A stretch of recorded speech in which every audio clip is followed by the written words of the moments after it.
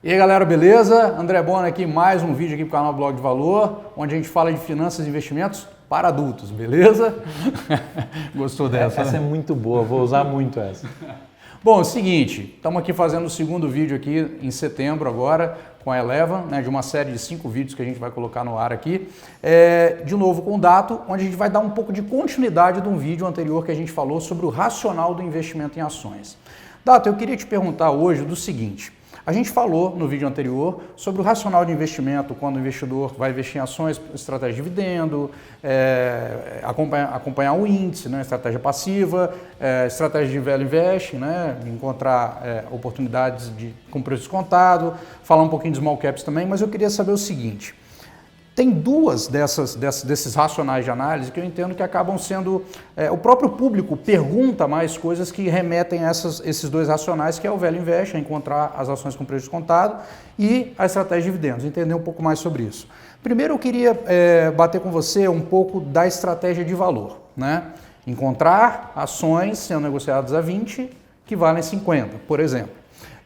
Eu queria que você dissesse onde que um investidor, ao tentar fazer isso, pode falhar? Quais são os pontos assim que ele pode negligenciar ou situações que aparentemente podem ser oportunidades, mas que com um olhar um pouquinho, uma lupinha um pouquinho mais apurada, ele pode falar, pô, isso aqui não é. Quais são erros comuns que as pessoas cometem nessa avaliação aí? Eu acho que a primeira falha muito comum é olhar para o preço e para ter a primeira impressão.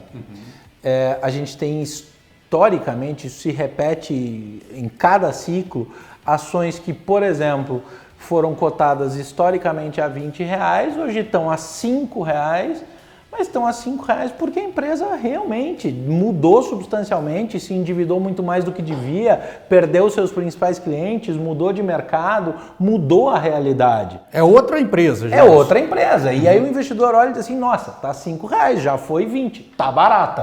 Acho que esse é o primeiro grande erro que se faz ao tentar identificar uma oportunidade. Nesse caso ele está olhando preço e não valor, né? Exato, mas a primeira reação é dizer assim, se o mercado já pagou 20 por ela, vai pagar de novo. Barato. Vai pagar de novo, não vai. Essa é a primeira grande verdade. A segunda é entender onde a empresa está em relação ao seu negócio, em relação à sua geração de lucro. Estuda, dá uma olhada no... todas as empresas obrigatoriamente divulgam e publicam os seus resultados. Hoje, com tecnologia, internet, telefone, mobile, todo mundo consegue acessar o site de relações com investidores das empresas, tem as apresentações de resultado, ele pode entrar, pode olhar e ver assim, esse cara está ganhando dinheiro? Ele está crescendo? Ele está... perdendo, ele está dando prejuízo, ele está endividado? Isso é muito fácil de ver nas apresentações. A gente tem uma série de indicadores, ou seja, vai olhar a geração de caixa, vai olhar o lucro líquido, vai olhar o tamanho da dívida, que são números que você não precisa se debruçar sobre o balanço para ver. Nas apresentações de resultados de todas as empresas, que normalmente são slides muito objetivos, isso já é fácil de compreender. Como eu disse no outro vídeo, a maneira de começar mais legal é você conhecer a empresa. Se você vai escolher uma companhia aérea para investir, você já voou nela? Você voou nela e voou nas outras? Você acha que ela é melhor do que as outras? Se você é um passageiro frequente, você prefere essa empresa? Exato, e você sabe que tem uma... outro dia a gente estava tendo uma discussão aqui sobre a realidade. Eu trago para os nossos clientes e para o meu time um senso de realidade muito grande, sempre lembrando que a empresa não é um código, a empresa é um negócio, um business de verdade, um ente que se relaciona com o seu ambiente. Uma vez que você comprou a ação desta empresa, você é acionista dela. E aí a gente conversava sobre locação de veículos, e daí tinha lá uma determinada empresa de locação de veículos e um determinado acionista. E aí eu estava dizendo para ele, você vai viajar e você vai com a sua família para o Nordeste. Você vai alugar um carro. Você não tem o direito de alugar o carro do concorrente. Por que você vai alugar o carro do concorrente porque ele é 20, 30 reais mais barato e você não vai alugar o da tua empresa. Quando sair o resultado dela, vai sair que ela perdeu o mercado para o concorrente, a ação dela vai cair. E daí você é o culpado porque você alugou o carro do concorrente. Ou, na pior das hipóteses, ele consegue ter uma aferição real de como está o serviço, a qualidade. Que é o que eu sempre digo, experimenta, mas tenha a visão de dono. Acho que o investimento de valor passa por isso. Passa por entender quem é a empresa, criar a visão de dono e dizer assim, porque o investimento de valor não é ciclo curto. Não adianta tentar fazer um investimento de valor para daqui a 30 dias tirar o seu dinheiro. Aí está fazendo trading, é outra coisa. O investimento de valor demanda tempo para que esta diferença entre preço atual para o valor justo possa ser reduzida a partir de seguidas entregas de resultados consistentes que o mercado transforma isso em preço a partir de fluxo comprador. Então, assim, se você vai investir com a mentalidade de valor, tenha a mentalidade de dono. Não consuma o produto do concorrente, vá experimentar, vá ver a companhia na vida real. É claro que isso a gente está falando em companhias em que isso é possível. Né? Vamos comprar Vale, como é que você vai fazer com minério de ferro? Por exemplo. IRB, como é que você vai fazer com essas coisas? Mas naquilo que é possível, entenda que você tem a visão de dono. E naquilo que não é possível, sabe o que você faz? Incomode a empresa. Vá, entre no site de relações com investidores, divida, tem dúvida, manda e-mail, pergunta. Esta relação é fundamental. Quanto mais transparente for a relação, maior a chance dessa empresa gerar lucro no futuro. Bom, você falou então basicamente de um erro comum, que é o cara olhar preço e se basear no preço, vale menos porque um dia já foi negociado a mais, mas aí ele só está olhando o preço, ele não está olhando nada mais do que isso, e aí se a realidade mudou ele vai ficar sem parâmetro. Né? E você falou dessa visão desencontrada da realidade, que é você compreender que aquilo é uma empresa e que aquilo está atuando no mercado, e de repente você está até trabalhando nela agora, quando você está vendo o vídeo. Exato. Né? E aí você tem que olhar para o lado, ver se a galera está trabalhando, se tem cliente. Você, às vezes, não é nem experimentar, às vezes você já experimenta até como profissional. Exato, né? exato. Nós estamos perdendo um monte de talento aqui para concorrência. Isso é um indicador que pode te ajudar a olhar a empresa.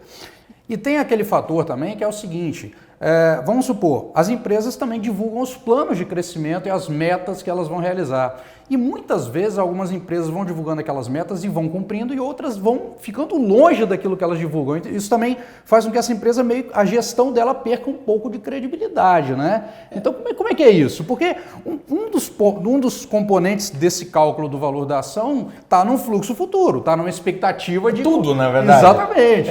Então, se essa empresa frustra esses planos que ela mesma divulga, como é que isso impacta também? Como é que a desconfiança entra nesse momento aí?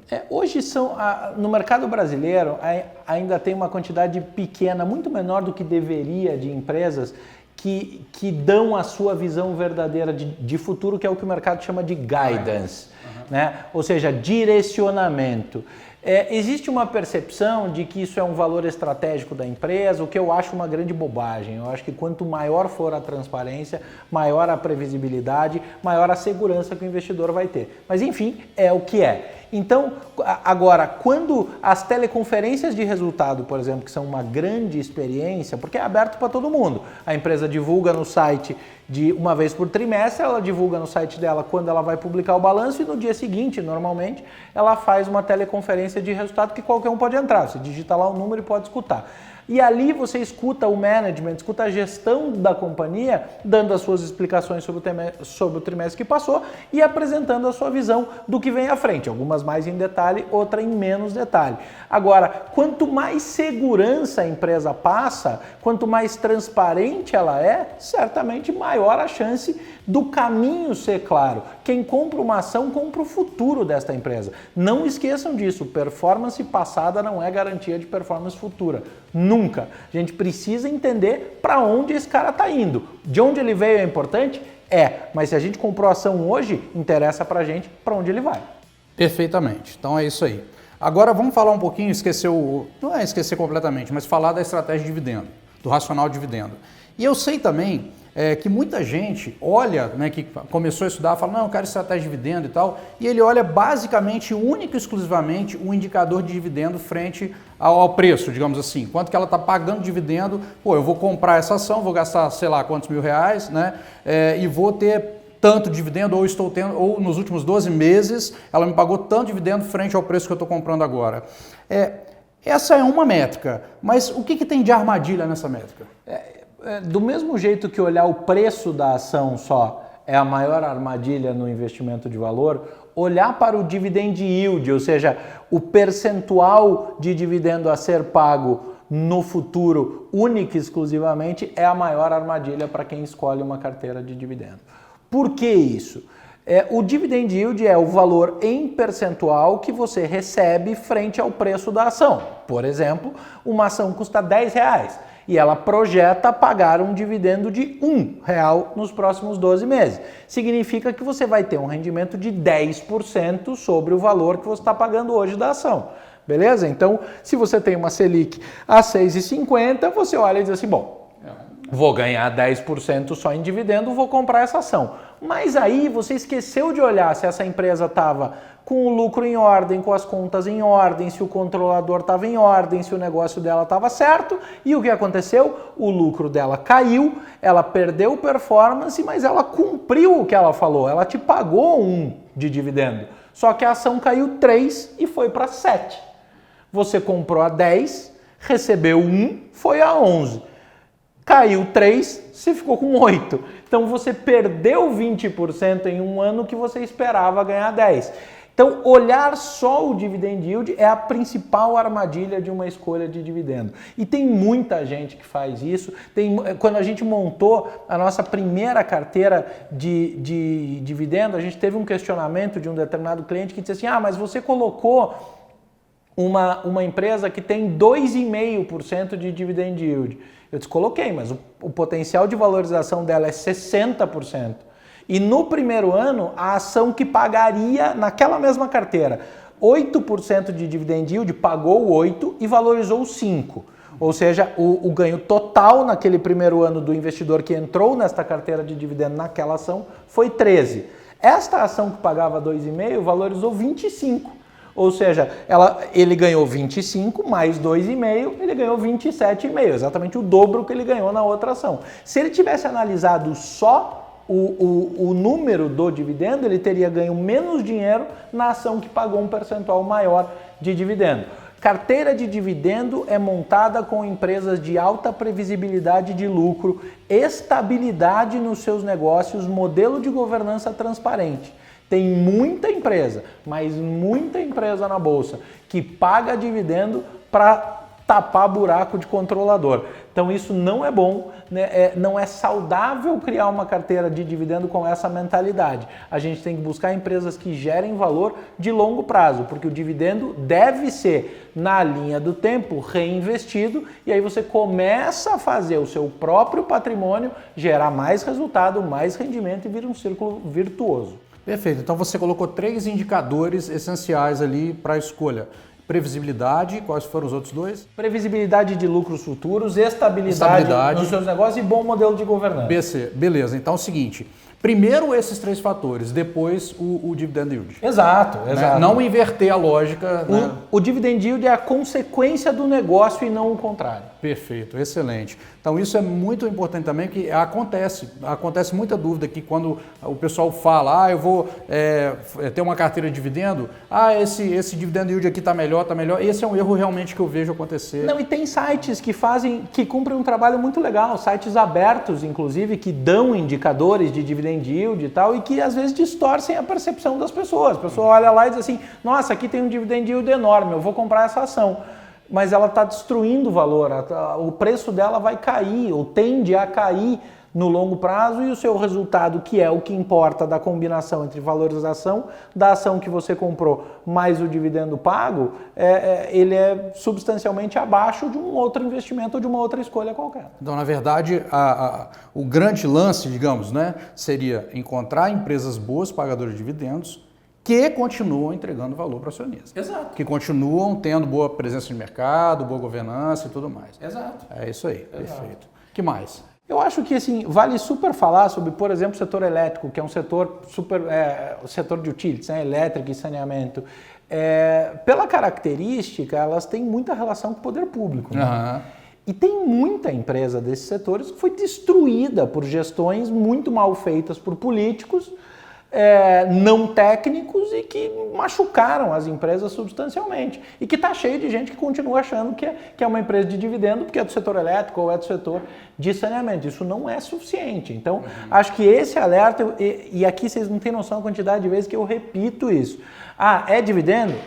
Então, eu estou olhando lá na frente, eu enxergo essa empresa lá na frente gerando lucro, agregando valor, enxergo. Maravilha, eu tenho aqui um player de dividendo efetivo. Não, eu não enxergo, eu não consigo ver porque o controlador, porque vai mudar o governo, vai trocar o presidente da república, o governador do estado e sabe-se lá o que vai acontecer com essa empresa. Não é o setor que diz que a empresa é boa, é ela de fato e as finanças e a gestão e a governança que vão dizer se ela é uma boa escolha para dividendo. Perfeito. Dato, muito obrigado aí por esse segundo vídeo nosso aí, foi muito bacana. Um grande prazer, mais uma vez. Acho que a gente conseguiu esclarecer mais algumas dúvidas desse investidor que está começando a navegar pelo mundo de ações.